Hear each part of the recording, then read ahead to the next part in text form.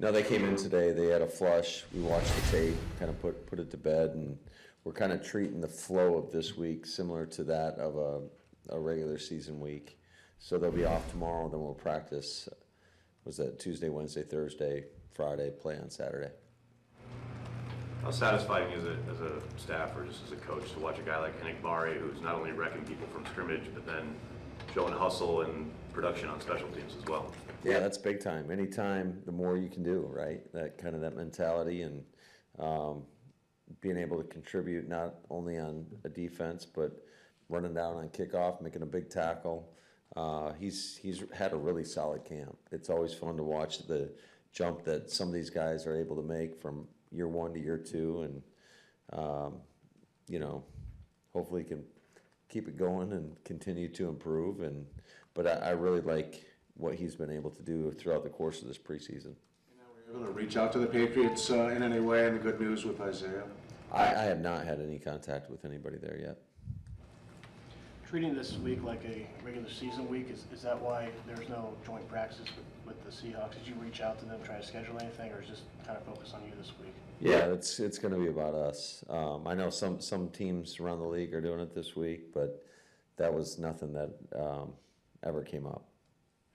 Matt, what did you think of what Brooks put on tape last night? Another good outing. I thought he did a lot of good things. Was in the backfield a little bit. Had a really nice TFL when one of the outside zone schemes that they ran where the guard overreached him, and he got vertical and got in the backfield. And he's been a pretty consistent performer for us thus far, and he's going to have to be a guy that contributes for us, come the regular season. Matt, in 2 games, Sean Clifford's had 2 successful 2-minute drills. What is it about him that's helped make him successful in those spots? I just think he's got great poise. You can tell the moment's not too big for him, and then it's about executing, and it's always more than just him. It takes all 11 to get it done, but I think that he's had really good command, and he's been in control out there. So.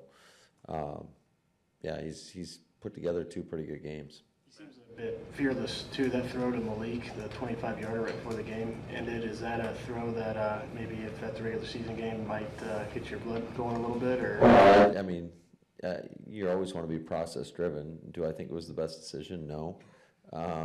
Did the guy make a play for him? Yes. And he's got a lot of trust in Malik, and Malik's, showed that he's got a lot of reason to be trusted. So,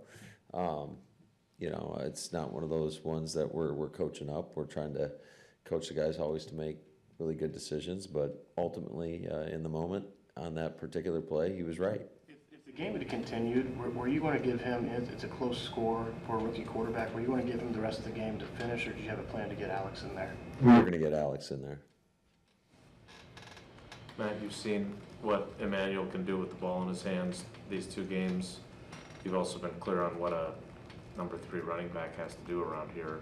Where is he in those other pieces of that competition in terms of pass blocking and special teams? Yeah, I think there's a lot of room for him to continue to grow, and he's got to make sure, and I mentioned it last night, is he's got to get his conditioning in a better spot as well, in order to be able to just sustain. But he's done a lot of good things, so he's a good young player. Matt, I don't know if you would call it a challenge, but you said you needed to see more consistency from Josh a couple weeks ago. What have you seen in those couple weeks since? You're talking about Josh Myers? Yeah. I think he's done a nice job. It seemed like yesterday, I thought all in all, just especially when you talk about our pass protection, that was about as clean as you could get. I don't even know if they had I don't believe there's any hits or pressures on the quarterback, which it's not like everything was just quick game and keepers. I mean, we had some play action passes. We had some longer developing concepts, and I thought for the most part the pocket was really clean. Obviously, he had the one miscue with Jordan on the fumbled snap that we can't have happen. But I thought Josh he's been picking up his play, I think, each and every week. What do you think you need next in terms of pass protection to get the ball where you want at? And how does Jordan grade out in terms of his release time getting into the football? Say that first part again. Are there other things you want to see happen with your pass protection? Maybe whether it's from the backs, the tight ends, and how does Jordan do in terms of his timing getting rid of football? Yeah, I think there's certainly from the drop back protections, I thought were pretty solid. There's been some things that have happened throughout practices where not everybody's following the same rules that we got to get cleaned up. It just didn't show up in the game. So it's far from a finished product, but and then just from a play pass protection, there's every game you're going to go in with, maybe a different scheme, and it's continuing to get everybody, just clean pockets for the quarterbacks. But that's not just all on the offensive line. That's the tight ends. That's our halfbacks. It just depends what scheme we deploy on the defense. And then what was the other one? Sorry, Mike. Jordan, how quickly does he get rid of the football? I thought he's done a nice job. I thought he did a really nice job in terms of throwing on time and on rhythm. That's one of the things that we're always charting is just decisions, timing, and accuracy. And I thought it was a pretty solid performance. On the fumbled snap, is that just a byproduct of when you're trying to be aggressive and take advantage of free plays? Those things are going to happen, or is there something that Josh needs to do to make sure that doesn't happen? Well, I just think it goes down to it's very.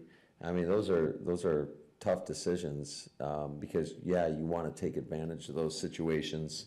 We had a couple come up in practice over the last couple practices that got whistled dead by the officials, and it's such a fine line because you have to be on time when the offensive lineman, whoever is over top the defensive player, when they move, that snap's got to come, and if not, they're going to whistle it dead. So. You just got to make sure that the defender crosses over into the neutral zone. Otherwise, you can't do it. Now, what'd you make of the penalties? Were there as many sins of omission as sins of commission last night? Ooh, I don't even know what that means. You're way smarter than me. I thought some of them were justified. I think some of them are just, how it is in the preseason. They're going to call things a little bit tighter, and there are a couple that I thought, were a little tic-tac. I know we had Zach Tom got called for an illegal man downfield, which on a keeper, and, it's by the letter of the law, I guess. It was legit because you can only give him a yard downfield, and he was maybe a yard and a half. But it's just that typically I would say that doesn't necessarily always happen. And then they were going to call it tight, and they did, but I don't think it was just one way. I think that's just they're trying to train the guys, and I think as a player, you typically get an indication of how they're going to call it early in the game, and sometimes you got to adjust in terms of, especially I guess more so whether I guess really any position, but in particular the back end, how tight you can cover wideouts, tight ends, anybody out of the backfield. And what you can and can't get away with, and same with up front, in terms of just holding. So that's one of the things that we got to make sure that we have a pretty good handle on early in the game. Matt, in that regard, is last night probably a good thing for Valentine, the guy who probably saw his name in a lot of headlines last week, and has two real teachable moments there. Yeah, absolutely. I think that was the difference really in the game is we had a lot of penalties in critical situations on third down, a lot of drive extending penalties that happened. We had the one in the 2-minute drive where we got a sack, and have a possibility of getting the ball back, and then they turned that into 7 points. So, and not all of those were obviously on him. But, I think every experience that any young player goes through, be it good or bad, you have to try to learn from it and continue to improve. But I thought CV did a lot of great things in the game as well, and I do like his mindset in terms of challenging and being aggressive, and sometimes that's the price of doing business, and you're going to have to take some of those. You just can't, I think as a coach, you got to be careful speaking out both sides of your mouth. Hey, we want you to challenge, be aggressive, and then, you can't do that in that situation. I mean, that's how he's being trained to play. So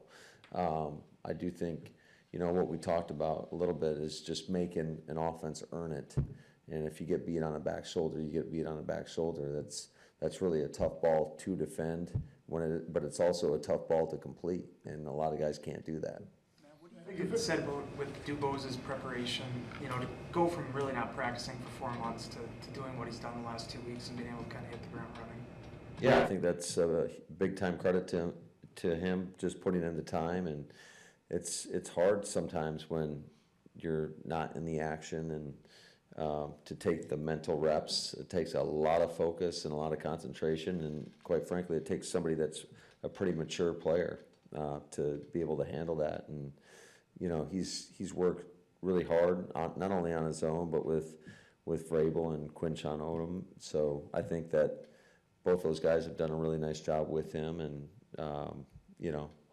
it's been cool to watch him grow in this short period of time. And he's got another week to go out there and do it. You've been real fortunate to have veteran wide receivers, with Devontae Adams and Cobb and Lazard and those guys. And now you've got Watson and Dobbs as your two starters.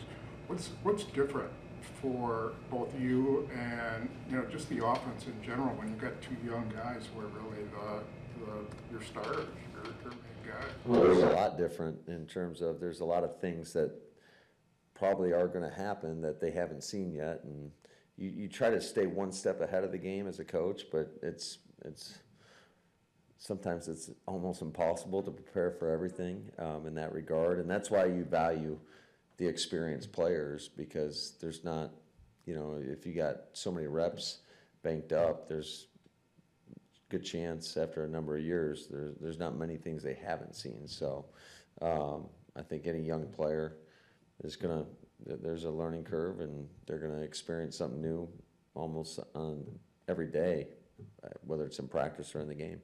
How does that coincide with how their trajectory just as talents is right now?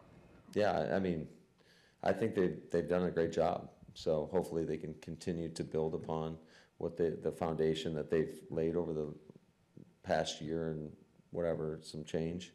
It was cool to see Rome come up with 2 big-time catches in the game. The go ball that we challenged, and that was a incredible catch on the sideline. I thought he could have done a little bit better job of trying to stack the defenders so that ball, the way we coach is that hopefully he's catching that ball over his outside shoulder instead of inside. So because he got on top of the DB and he just kept kind of drifting, and so that makes it a very difficult, not only a difficult throw, but very difficult catch as well. But I thought the other one that he caught on a 3rd down, that was a great catch, where the corner was just basically squatting all over it, daring us to throw the ball downfield. And Rome did a good job of cutting right in front of his face and making a catch where we really would like to attack the ball out in front of our face, but that ball got on him pretty quickly, and he made a heck of a catch on a critical 3rd down. Speaking of that challenge, is that you or is that a Connor Lewis special? That's all Connor Lewis. So he does a great job up there. On It's defense, his birthday too, by the way. So make sure you wish him happy birthday. on defense, did anything stand out last time to play at safety in the game? How's that competition going? As far as the safety position, yeah, I thought there were some really good moments and some teachable moments as well. So I thought that. I thought when Rudy was in there, he did a really nice job, specifically in some of those run support situations. There was one in particular on the goal line where, he saw it and triggered and got a tackle in the backfield. And then J.O. made a heck of a play on a RPO that they hit us on earlier in the game, where he was standing at the line of scrimmage and got a PBU on that. Anthony Johnson had a couple nice PBUs. So I thought, all in all, it was pretty positive. You talked about the no hits on Jordan, but he did take the late hit and he did dive for the fumble. Goody's been very clear on what the value of those guys playing is against the risk. How do you weigh that as a coach? It's a tough one. I mean, sometimes you got to throw caution to the wind a little bit, but I think that I know he's sore today too, in particular from the late hit. But the ones the fumbled exchange, I was holding my breath a little bit, because anytime you see somebody reaching out for a ball and a defender or somebody landing on top of them, quite frankly, it was similar to Anthony Johnson going over the top on the wide receiver, on that corner route or whatever post route, whatever he ran, where your arm's in a very vulnerable situation, and you add all that weight on top of it, you kind of hold your breath. Thank you guys. Smartly, This guy's in a hurry. He must want to go golfing or something. Did it look to you like, now looking back at it, that he kind of smartly didn't try to go for it after that? When he hit the ground, like he could have gone in and tried to. Oh, he went for it. He just didn't get it. Yeah, I think he didn't pull off on that. He went for it. The ball kind of like squirted away from him, and then there was a lot of bodies on top of him. So at least that's how I saw it. But So how are you gonna approach deciding whether or not to play him or not this week then? he's going to play. Yeah. What's the value in that for you? I don't think you can give these guys enough young players, in particular that position, enough reps. I really don't. So I think there's something to, like we mentioned, and we strategically did this, so we had a night game, just the approach and how you prepare for a night game. Now we have a noon kick at home. So I think there's a lot of value in that, getting experience going. Not that he hasn't done it before, because he has, but I still think he's in a different role. And so I think it's extremely valuable for him. And how much he'll play, I'll let you guys know on game day. 2 weeks in now with Joe up in the booth, have you noticed a difference on the field? Just how's it been with him in the booth? I think he's done a great job. I think he's done a good job of getting the calls in a timely fashion, which I think is a prerequisite in order to be able to play really good defense, because you want to be able to see the offense break the huddle, to get guys lined up, get their cleats in the ground, get ready to go. So, but I think he's done a really nice job with that. Anybody else? He's lost. Wallers is ready to get out of here. Hey, I got all day. Since we are ignoring him, and Matt asked you about I'm not ignoring the replay thing. Is it preseason for everyone? Like, would you have liked to have seen the video be a little more helpful in a more expeditious fashion? So you would have had. Somebody planted that question. No. Okay. No one. Yeah, I think it needs to be up there right away, especially when you have a situation. Obviously, there's times where you want to hold it when it's not in your favor, and that's part of the home field advantage. And there's other times when they rule it out of bounds, you need to see that right away, because you're kind of just guessing at that moment, if you don't get a very clear view of it. Thankfully, I guess the new screens in the press box are pretty nice, or in the coach's booth are really nice, and gives you a lot of different angles. But yeah. Whose idea was it to tell Jordan to do the Jumbotron PSA to tell fans to not do the wave on offense? Oh, I don't know.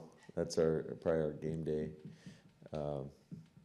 people. So. What did you think of it? Was it effective? It didn't seem very effective. There's something about Lambeau, yeah, and doing the wave on offense that it has to happen at least once. They're having a good time that way, though. Yeah, I know. Hopefully in the regular season, we won't allow that to happen. Are you starting to think that right tackle is Zach Tom's best position? You know, we'll see. I think he's shown the versatility where he can play a lot of different places. So I think he's done a really nice job at that position. But it's hard to sit here and say that's his best position. Did you learn a lot working against, across the field from Bill Belichick this past week? It was just cool to see how somebody else, you know, operates, and you know, kind of you get a feel for what they are stressing from a coaching staff standpoint, and so it was a good learning experience in that regard. Hey Matt, back to Jordan real quick. It's hard not to get too excited about what you see from him in these games, right? At the same time, after the game yesterday, you did make a point to say, but quite frankly, it is preseason still. So when obviously you want him to be terrific.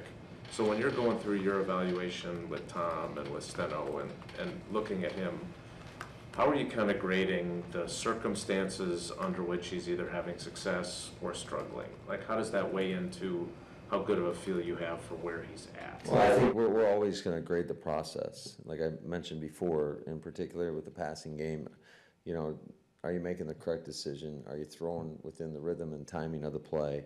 And are you making accurate throws? And, you know, up to this point, he's done a really nice job of that. So I thought the touchdown pass to Jaden Reed was outstanding. And I thought that was a heck of a catch as well. And to be able to turn upfield and take it in the end zone. So I thought that was a really cool moment. And hopefully we can get more of those. But, you know, him playing isn't just about him playing.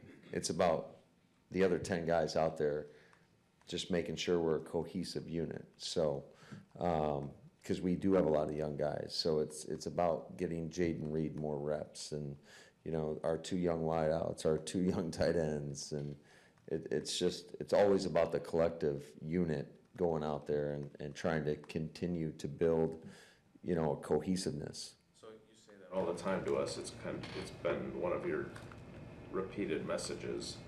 Where do you think that cohesiveness is from where you started on July 26th to now, since it is about all those guys, not just Jordan? Yeah, I think it's gotten improved almost daily, even when it's not been the product that you necessarily want in terms of the results. I do think our guys are learning, and they continue to learn and push, and we're trying to make it uncomfortable for them. We're trying to put them in different situations, have them experience things that maybe they haven't ran before, just because you're trying to look at it from just the longevity of the season and some of the potential things that you may need, the ammo you might need as you go through and navigate a 17-game NFL season. So just like same with this week, we'll deploy some concepts that maybe we'll need early in the season, maybe we'll need later in the season, just to give them experience with it. And so it's not a shock when you get introduced and those concepts are, you know, installed on a game week. It's not, you never want that to be the first time those guys have ever heard it. So that's just kind of more of a philosophical approach that we take. Overall, with the skirmishes and the way the game ended, but also going off Willie's question, all the things that the new guys learned, what's your feeling or takeaway from this week? It was kind of interesting. Yeah, I thought it was a very productive week, just to battle against another team, a team that's pretty physical, a team that has some pretty good experience on it, and against a staff that, quite frankly, has won as much as anybody in this league. So I thought there was a lot of good takeaways from it. I thought we came out better for it, and hopefully we can build on that this upcoming week. Matt, after what happened last night, what's the overall vibe in the locker room, and then how can that impact a team's psyche?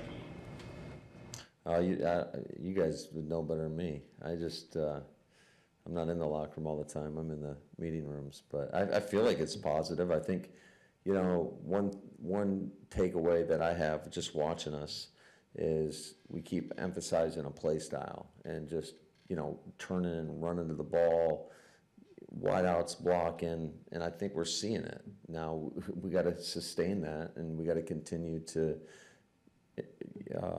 you know, reinforce that to our guys and understand that that's the standard. and it's not just one day, it's every day. So, but I think our guys have taken that to heart, and I think we got a young, eager group that is willing to work, and that makes it fun and rewarding as a coach. In that regard, is there, something positive about the chippiness? I mean, are you established? Yeah, absolutely. I think you saw it even on the penalty play that when Jordan took that late hit. I mean, I want our linemen to get in there and get his back, but they also got to understand that you can't cross the line, because if you get booted from a situation, now you're hurting the team. So I thought, all in all, I think it was pretty positive. Never want to see one of our guys, in a practice setting, take a swing at somebody else. That's why we booted somebody from practice the other day. So, it's just, everything's a learning experience, and we got to continue to grow and understand that it's not going to be perfect, but we're gonna coach it to be perfect. That being said, if you're nervous when Jordan dives for a fumble, I imagine your breath catches when he bows up against a defensive lineman as well. But do you want to see a little bit of fire from your leader like that? Yeah. You want to see fight from all the guys. So, I don't get too overly concerned in the game when he gets in somebody's face, because quite frankly, if he baits somebody and they take a swing, I mean, he's got a helmet on, right? So he should be okay.